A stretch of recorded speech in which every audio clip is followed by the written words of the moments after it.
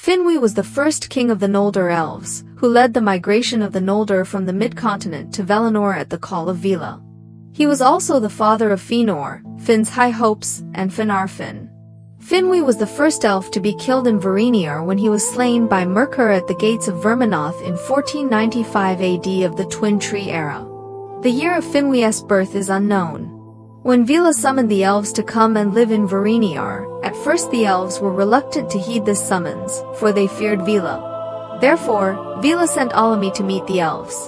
Alami chose representatives from among the elves and had them travel to Valinor before returning to mid-continent and presenting their sightings to their people. The three elves were Ingwe, Finwe, and Elwe. The glory and majesty of Vila was awe-inspiring to the three elves, and the splendor and beauty of Valinor made them long for it. Therefore, they exhorted the elves to heed Vila's call. Their exhortations impressed many of the elves, and they became the leaders of the elves who moved westward. Finwe led a clan that followed the Vanya elves, the second group, into Valinor. His people were known as Noldor, and were known for their wisdom and loved by Ali. The clan was extremely well known in later songs. Finwe and Elwe, the leader of the Teleri elves, had a deep friendship. However, after Fëanor and Noldor arrived in Valinor, the Teleri remained in the mid-continent lands, because their leader, Elwe, had disappeared, and they were unwilling to leave without Elwe. Finwe was saddened by the separation from the Teleri and from Elwe. So Finwe pleaded with Womo, begging him to bring the Teleri elves to Amen. Womo answered his prayers and brought the Teleri elves away from the middle continent, but instead of entering Valinor, they stayed on Tol Erithia, an isolated island in the Gulf of Eldamar. Finwe was saddened to learn that the Teleri elves did not eventually make it to Amen continent. He was even more saddened when he learned that Elwe had been abandoned on mid-continent. After arriving on Amen, Finwe and the Noldor elves settled in the city of Tirion on the top of Mount Tuna. At first, the Vanya elves also settled here for a long time. However, time passed and the Vanya elves gradually fell in love with the land of Vila and the light of the twin sacred trees. Ingwe led the Vanya elves out of Tirion, and Finwe became king of Tirion. His palace is located in the square at the foot of Mindanildar Minerva. During the blessed years in the land of the blessed, Finwe was united in love with the Noldor elf Miriel. In Finwe's palace in the city of Tirion, Mire gave birth to Finwe's firstborn son.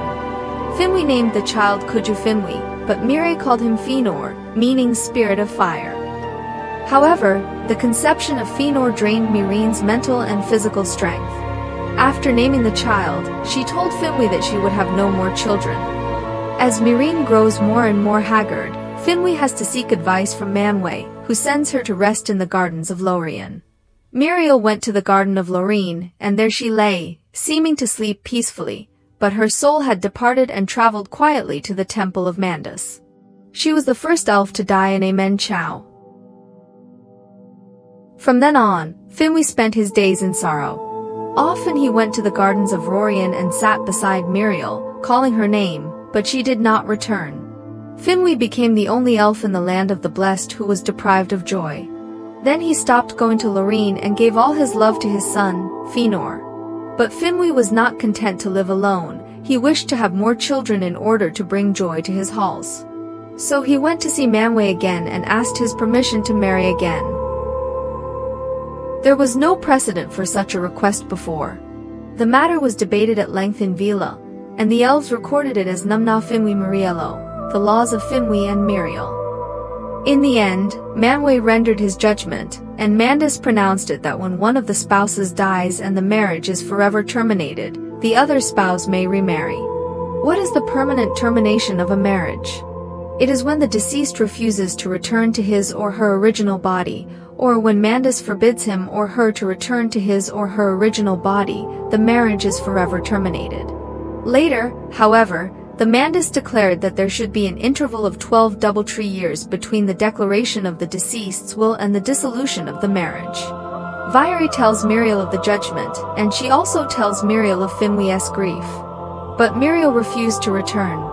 So, 12 doubletree years later, the Manduses ruled that the marriage between Finwe and Miriel was dissolved. While Finwe was grieving, Ingwe had urged him to leave Tuna and go to live for a time in the light of the twin sacred trees. After the judgment of Mandus had been pronounced, Finwe went to Ingwe's abode. Ingwe lived on the western slopes of Ophiuchus snow. It was while he was climbing the mountain path that he heard a beautiful song, as of a lark twittering. He looked up and saw Indies, the Vanya elf. In an instant, he suddenly realized that Indies had been in love with him for a long time, and he could not help but fall in love with her. Finwe married Indies in 1185 Twin Tree era. 3 Twin Tree years after his marriage was dissolved. Love for Indies made Finwe happy again, but the shadow of Mireille did not leave House Finwe, much less Finwe's heart. Though Indies gave birth to 2 sons and 2 daughters for Finwe, they were Fenacohai, Finarfin, Fendies, and Arime Feanor was always Finwe's favorite one. And Fëanor was not happy about his father's remarriage. He had little respect and love for Indies, and little affection for her 2 sons. He did not even live with them. In the year 1400 of the Twin Tree era, Mirko was released. Mirko hated Eldar, but he pretended to befriend them, with the Noldor elves associating with him the most. He spread gossip, and these lies intensified, eventually sparking strife in the already not-so-peaceful Finwe family. Fëanor thought that Finhai Expectations was trying to usurp the leadership of Finwe and himself, while Finhai Expectations and Finarfin thought that Fëanor was trying to expel them from the family. The Noldor elves quarreled and lost their peace, and there was a great commotion in the city of Silmarillion. All this worried Finwe so much that he summoned his men to discuss the matter. But Finwe hastened to the palace and begged Finwe to restrain Fëanor, and Fëanor then stepped into the palace, and when he heard what Finwe had said, he drew his sword against his brother in a rage. Thus Fëanor was tried by Vera. Milkur's evil plot was uncovered, and he fled at once from Amen. And Fëanor was sentenced to leave the city of Tirion for 12 years. So Fëanor and his son went to the north, and there they built a dwelling and a treasury. This was Verminose. Finwe also followed Fëanor, for he loved Fëanor dearly. The Noldor elves of the city of Tirion were left to the high dominion of Fin. After the plot to stir up trouble was foiled, Milkur fled in all directions, and even Tolkas failed to catch him. One day, he suddenly came to the door of Verminose and talked to Fëanor. Milkur tried to compel Fëanor to flee from Varinor with his rhetoric. However, he botched it and unintentionally exposed his greed for Fëanor's masterpiece, the Elven Diamond. As a result, Fëanor cursed Mirkur, told him to get lost, and turned him away, and though Mirkur left, he was furious and intent on revenge. Finwe was horrified by this, and he immediately sent word of it to Manwë.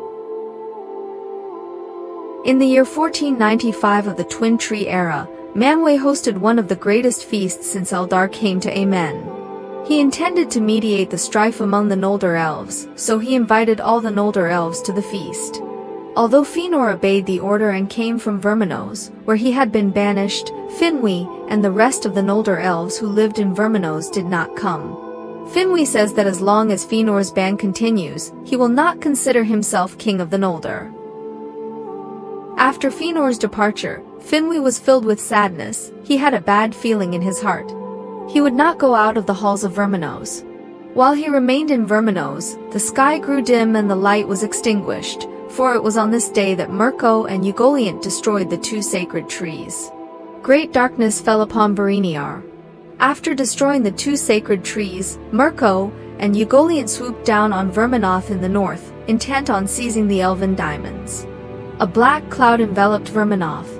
While the sons of Fëanor were out and the rest of the elves were fleeing, only Finwe dared to stand in front of the door and face the evil. However, his enemies were too powerful. And so it was that the monarch of the Noldor elves was slain at the gates of Verminoth. His head cracked as if struck by a rod of iron, and his sword fell beside him, twisted as if electrified. When Finwe was killed, his son Fëanor was under the dead tree of the 2 sacred trees. Vila wanted him to open the Elven Diamond and save the twin sacred trees. But Fëanor refused, saying, "If I must break them, it will be to break my heart, and I shall be killed for it, and be the first elf of all the Eldar of Amen to die." But Mandus responded thus, "Not the first." Mandus said. Yet no one understood him.